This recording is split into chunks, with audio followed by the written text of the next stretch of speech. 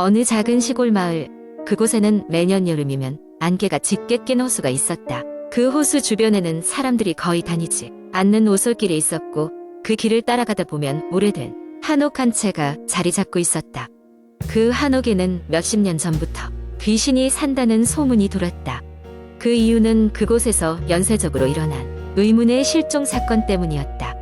사건의 시작은 50년 전으로 거슬러 올라간다. 한 달 간격으로 2명의 마을 아이들이 실종되었고 마지막으로 본 곳이 바로 그 한옥 근처였다. 마을 사람들은 경찰에 신고하고 수색을 했지만 아이들은 결국 발견되지 않았다. 그리고 그해 여름, 호수에서 소름 끼치는 일이 시작되었다. 안개 낀 날이면 어김없이 들리는 아이들의 웃음소리와 함께 나타나는 물체, 그것은 안개 속에서 희미하게 보이는 긴 머리를 늘어뜨린 채 웃고 있는 여자 귀신이었다. 귀신에 대한 소문은 삽시간에 퍼졌고 마을 사람들은 두려움에 떨었다. 누구도 그 길 근처에는 가지 않으려 했으며 한옥은 점점 더 버려져 갔다. 그러던 어느 날 마을에 젊은 기자가 찾아왔다. 그는 마을에서 일어나는 기묘한 사건을 취재하기 위해 그곳을 방문한 것이었다. 기자는 마을 사람들로부터 이야기를 듣고는 혼자 호수와 한옥을 둘러보기로 결심했다. 한여름밤 안개가 짙게 끼던 날이었다.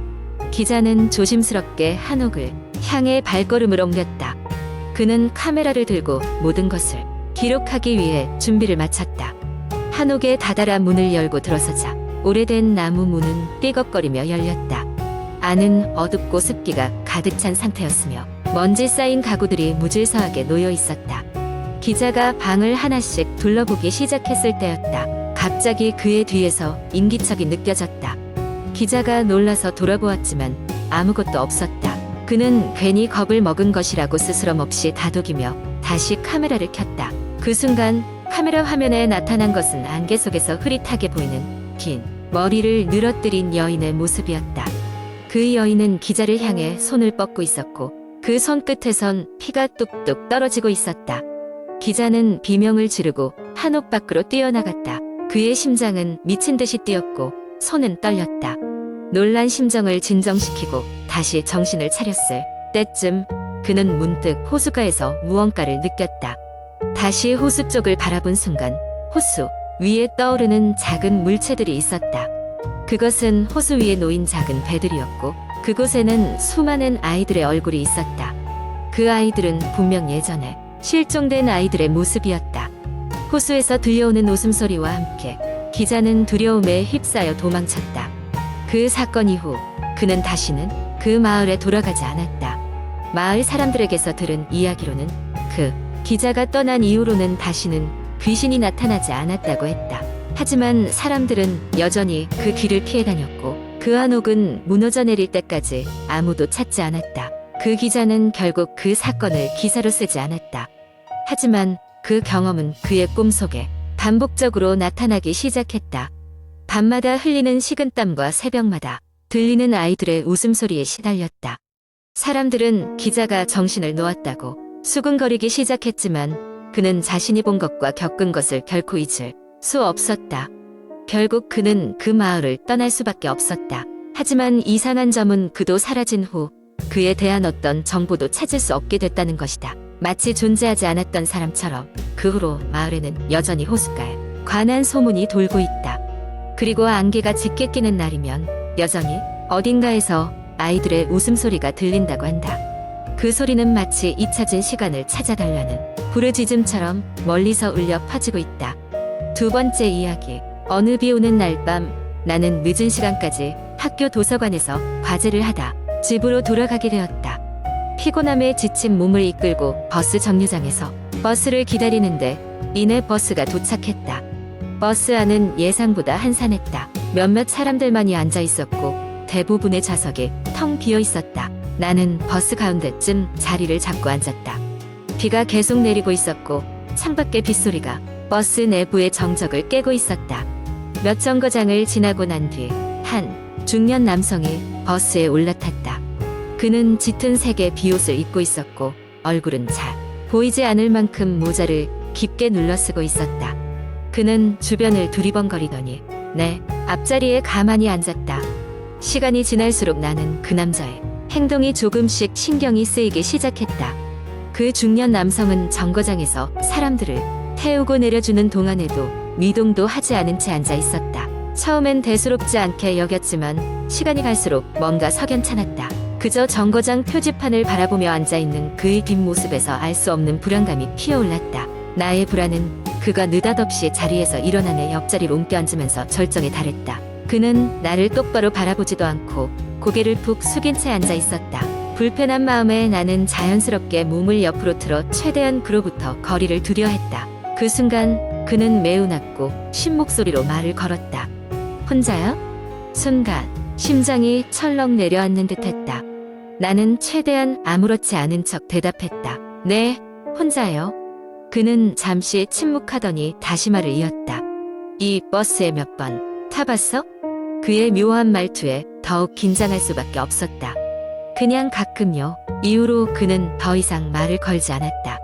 하지만 그의 존재만으로도 내내 신경이 쓰였다. 버스가 얼마 남지 않은 정거장에 도착할 무렵 그는 다시금 천천히 자리에서 일어나더니 그대로 버스 뒷문 쪽으로 걸어갔다. 뒷문에 기대어 다음 정거장을 기다리던 그가 내리는 순간 나도 곧 따라 내렸다. 그의 존재가 차라리 눈에서 보이지 않는 게 마음이 편할 것 같아서였다. 그런데 그가 내린 뒤 얼마 지나지 않아 나는 이상한 기분을 느꼈다.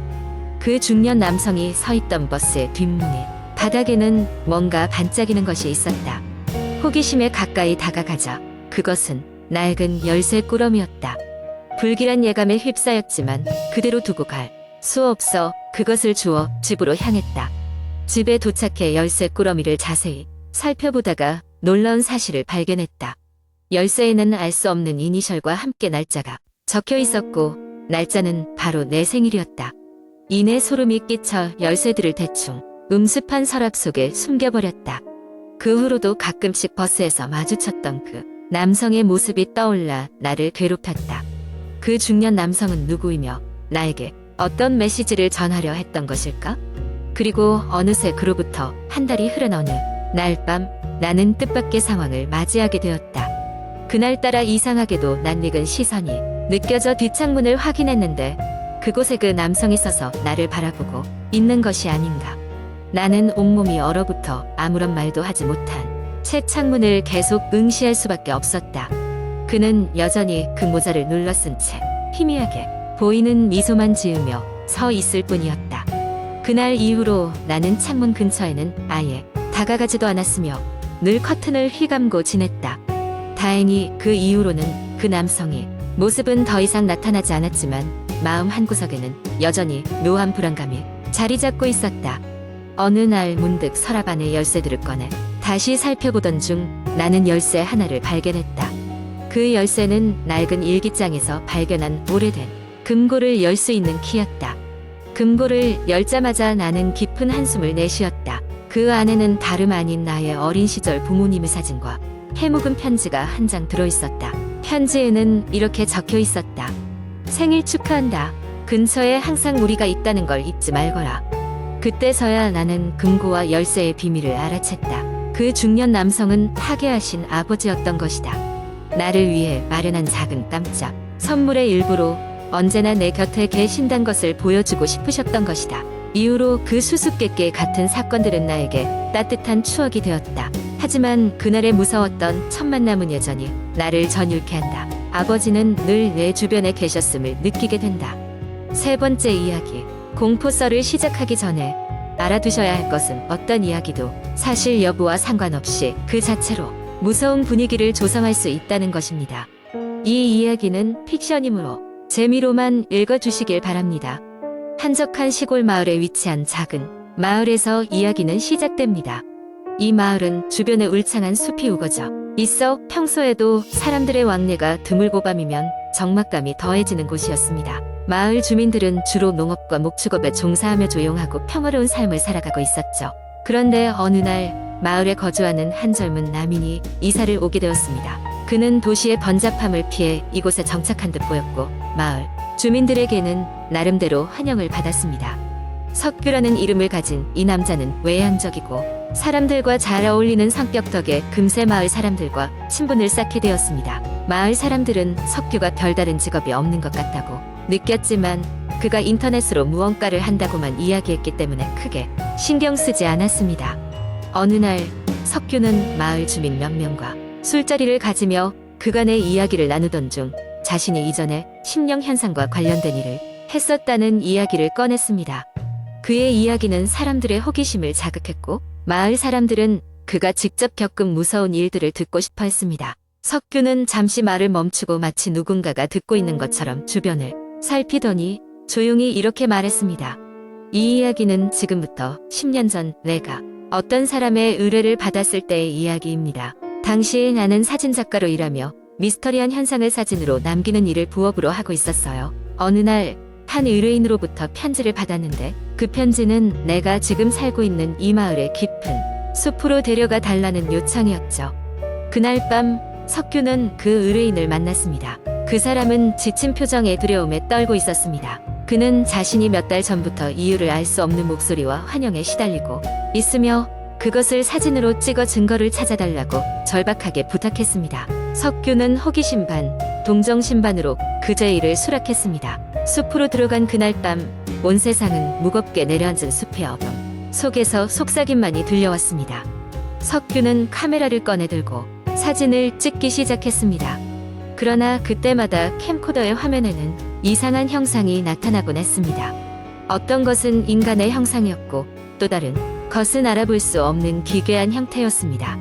특히 한 장의 사진에서는 분명히 그곳에 아무도 없는데 백발의 소녀가 웃고 있는 모습이 찍혀 있었습니다. 놀란 석규는 이를 의뢰인에게 보여주었고 의뢰인은 호들갑을 떨며 사진을 확인했습니다. 이 아이야. 이 아이가 나를 쫓아다니는 거야. 의뢰인은 절망에 찬 목소리로 중얼거렸습니다. 그 시점부터 일이 더욱 이상하게 돌아갔습니다. 사진을 보는 순간부터 의뢰인은 갑자기 몸을 떨며 무언가를 보지 않으려고 애쓰듯 시야를 피했습니다. 그는 반복해서 눈을 마주치지 마. 절대로. 라는 말만 되뇌고 있었습니다. 그로부터 며칠 후 의뢰인은 다시 석규를 찾아왔지만 그는 공포에 질려 말도 없이 떠났습니다. 석규는 그 이후로 그를 본 적이 없었습니다. 하지만 그날 밤부터 석규는 스스로도 이상한 환영을 보기 시작했습니다. 한밤중에 아무런 예고도 없이 등에서 느껴지는 서늘한 시선과 식은땀이 그를 괴롭혔고 눈을 감아도 그 소녀의 모습이 눈앞에 어른거렸습니다. 마을 사람들은 점점 변해가는 석규의 상태를 보게 되었고 그는 사람들을 피해 혼자만의 시간을 더 많이 갖기 시작했습니다. 어느 날 석규는 더 이상 참지 못하고 집 밖으로 뛰쳐나가 숲으로 향했습니다. 그는 과거 의뢰인이 했던 말을 계속해서 되뇌며 소리를 질렀습니다. 나는 두렵지 않아. 더 이상 나를 괴롭히지 마. 하지만 돌아온 건 그 소녀의 웃음소리 같기도 한 그렇지 않기도 한 메아리뿐이었습니다. 결국 석규는 그 숲에서 사라졌습니다. 마을 사람들은 얼마 지나지 않아 그의 집에 들어가게 되었고 그의 책상 위에는 마지막으로 찍은 사진 한 장이 놓여 있었습니다. 그 사진에는 그가 처음 찍었던 백발의 소녀가 미소 짓고 있는 모습이 또렷이 찍혀 있었습니다. 이번에는 그 소녀의 발밑에 고맙다라는 글자도 함께 말이죠. 이후로도 마을 사람들은 그 숲에 접근하는 것을 두려워했습니다. 지금도 그 숲은 수많은 전설이 얽혀 있는 미지의 장소로 남아있으며 가끔씩 석규를 비롯한 잃어버린 자들의 모습이 보인다는 소문이 떠돌고 있습니다. 그 이야기의 진실은 아무도 모릅니다. 다만 흥미로운 점은 거기 살던 마을 사람들이 밤하늘을 바라보며 하는 말입니다.